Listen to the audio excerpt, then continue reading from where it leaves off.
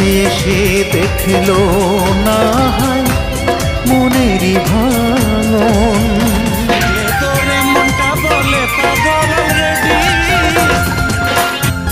বুঝলো না কেউ ব্যথায় ভরা আমার জীবন। কাছে এসে দেখলো না হয় মনেরই ভাঙন।